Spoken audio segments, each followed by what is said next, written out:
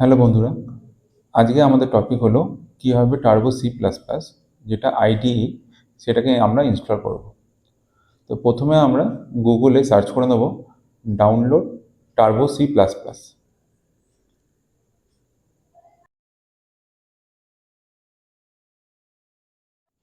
Search result থেকে আমরা দেখব যে কোনটা সুইটেবল। হ্যাঁ, এটা না, আমরা এই লিঙ্কটাতে আমরা ক্লিক করব। আমরা এই লিঙ্ক থেকে যে সাইটটা পাচ্ছি, এখানে দেখুন একটা অপশন আছে download Turbo C plus plus. এটাতে ক্লিক করলে এখান থেকে ডাউনলোড শুরু হবে। এটা কিছু সময় নেবে, তার মধ্যে ডাউনলোড হয়ে যাবে।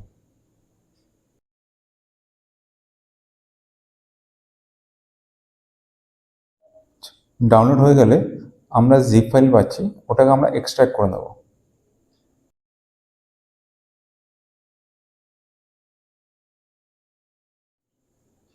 এক্সট্রাক্ট হয়ে গেলে যে ফোল্ডারটা পাচ্ছি তার মধ্যে আমরা দেখব সেটআপ ফাইল পাবো, সেটাকে ডবল ক্লিক করব। ডবল ক্লিক করলেই ইনস্টল স্টার্ট হয়ে যাবে। আমরা নেক্সট নেক্সট করে আমরা প্রসিড করে দেবো অ্যাপ্লিকেশনটাকে।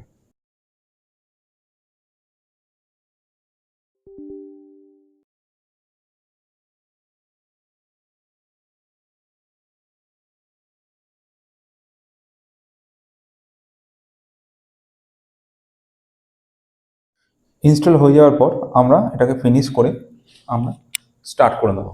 দিয়ে আমরা একবার চেক করে নেবো যে অ্যাপ্লিকেশনটা ঠিকঠাক চলছে কিনা। তো এরকম একটা উইন্ডো খুলবে, দেন এখানে আমরা স্টার্ট টার্বো সি প্লাস প্লাসে ক্লিক করবো।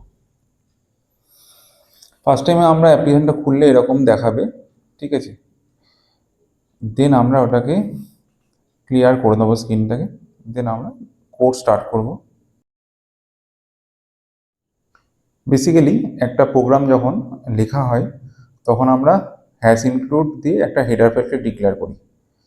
এইগুলোকে কেন করি, কেন আমরা হ্যাশ লিখছি, কেন আমরা ইনক্লুড লিখছি, কেন আমরা ডট এইচ ফাইল বলে একটা হেডার ফাইলকে লিখছি, এইগুলো বিস্তারিত আমি পরের ক্লাসগুলোতে বলে দেবো। এই মুহূর্তে আমরা নর্মালি একটা প্রিন্ট করিয়ে চেক করবো যে অ্যাপ্লিকেশনটা ঠিকঠাক রান হবে কিনা।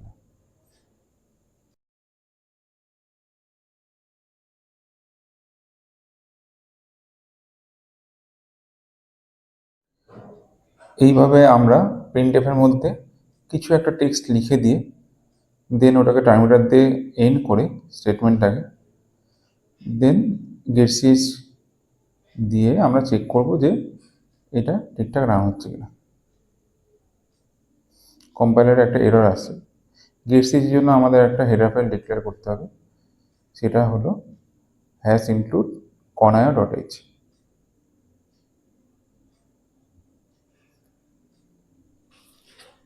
এখানে নর্মালি আমরা যেমন দেখছি প্রিন্টএফ, গেটসিএইচ, এইগুলো হলো একটা কিওয়ার্ড। এই কিওয়ার্ডগুলো কিছু কিছু হেডার ফাইলের আন্ডারে বিলংস করে, সেই জন্য আমাদের সেই হেডার ফাইলগুলোকে ডিক্লেয়ার করতে হয়।